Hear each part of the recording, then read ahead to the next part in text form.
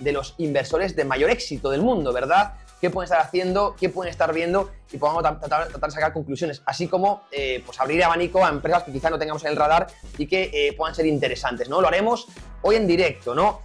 Porque, bueno, sabéis que este programa, como siempre decimos, apostamos por la educación financiera y bursátil. Y es tan importante esta educación porque, desgraciadamente, estamos en un entorno en el que hoy en día es obligado a invertir. Yo es algo que siempre repito en mis conferencias, en mis participaciones en televisión, en radio.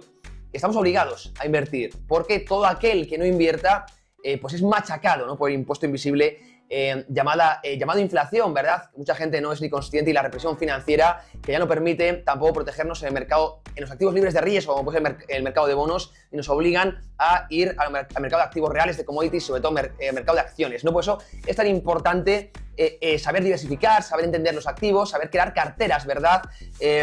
Portfolios, tanto de corto como de largo plazo, en función de la necesidad de liquidez. Todo esto es crucial, ¿no? Insisto, este impuesto invisible que sale de los estados, que son los más beneficiados de la inflación, y todo empezó en el año 1971, un año en el que se rompió el patrón oro-dólar. Lo hicimos de la mano de Nixon, ¿verdad? También de Kissinger, cuando Estados Unidos pues hizo la mayor quiebra, el mayor default de su historia, aunque mucha gente no lo así.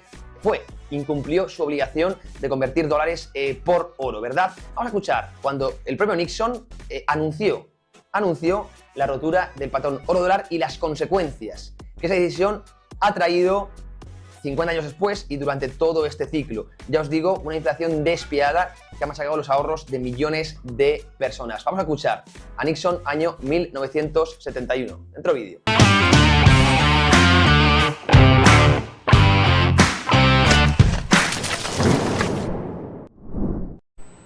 La fortaleza de la moneda de un país se basa en la fortaleza de su economía.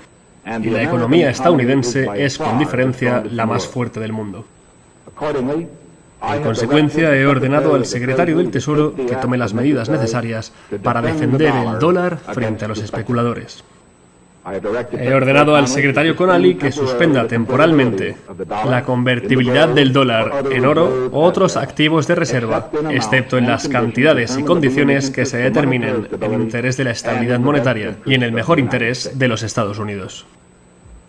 Ahora bien, ¿en qué consiste esta acción? Es muy técnica. ¿Qué significa para usted? Permítanme poner fin al bugabú de lo que se llama devaluación. Si quiere comprar un coche en el extranjero o hacer un viaje al extranjero, las condiciones del mercado pueden hacer que su dólar cueste algo menos. Pero si usted forma parte de la inmensa mayoría de los americanos que compran productos americanos hechos en Estados Unidos, su dólar valdrá mañana máximo lo mismo que hoy. El efecto de esta acción, en otras palabras, será estabilizar el dólar.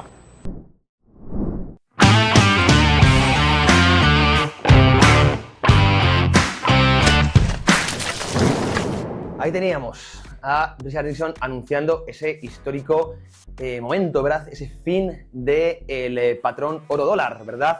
Uno de los defaults, una de las quiebras mayores de la historia, que a día de hoy vemos que poco repercutió a Estados Unidos porque fue muy inteligente en las decisiones que tomó desde aquel entonces. Cuidado, lo anunciaba Nixon como una medida temporal. Esto es importante porque, bueno, pues todas las subidas de impuestos o todas las medidas políticas se anuncian como temporal, pero ya decía el bueno de Milton Friedman que no hay nada más permanente que una decisión, una medida política, ¿verdad? Este es un ejemplo.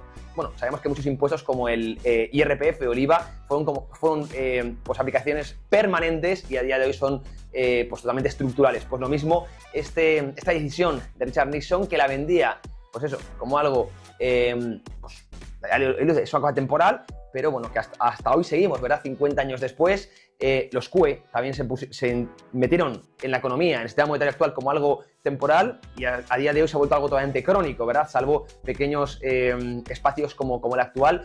Medida del gobierno, medida totalmente estructural, aunque la vendan de otra manera, ¿no? Y fijaros cómo hablaba de productos americanos muy proteccionistas. Esto es una cosa que estamos viendo ahora, ¿verdad?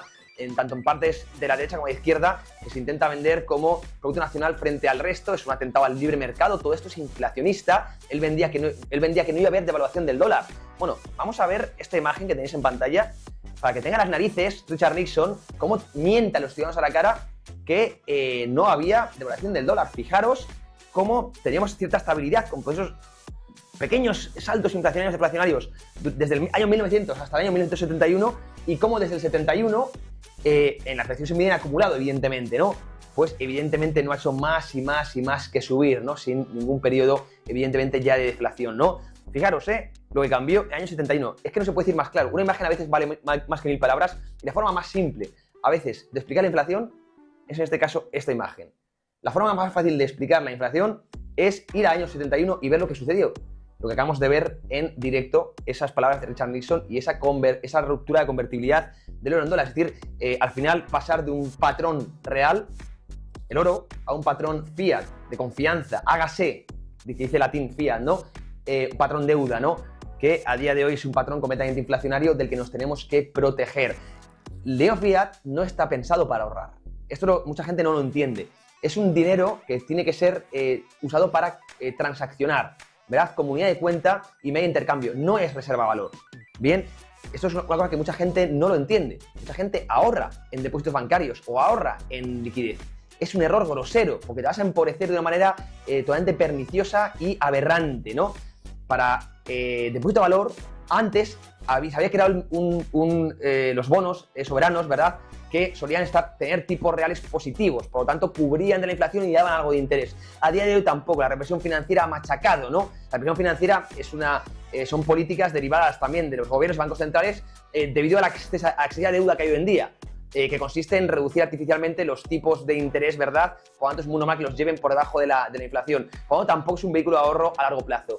¿Qué tenemos que entender para ahorrar? Mercado de acciones, mercados ahora también de criptomonedas, mercados de activos reales, como puede ser la vivienda, como puede ser el oro o la plata, mercados de commodities. Todo eso lo tenemos que entender para evitar ser expoliados por este gráfico que vemos, por la inflación, nacida sobre todo en el año 1971. Antes había episodios de inflación, pero controlados. Desde el año 1971 ha sido algo crónico, y la inflación se mide en acumulados, como el peso de una persona. Si tú engordas, engordas 5 años y al siguiente 5 y al siguiente 5, se va acumulando, ¿verdad? Al final acabas pesando 125 kilos y eres obeso, ¿no? Y un día para otro y no te has dado cuenta. Con la inflación te miras en el bolsillo y de repente ves que no te da para comprar nada. Y es lo que le pasa a mucha gente ahora cuando va al supermercado o cuando va a una gasolinera a echar combustible a su depósito, ¿no? Así que esto es lo que vamos a hacer en Trading Pro, como siempre, tratar de educar financiera y bursátilmente, analizar los activos, ver qué carteras se pueden desarrollar en función del perfil de inversor, si es más conservador, si es más arriesgado, la aversión a la volatilidad, la escala temporal, ¿verdad?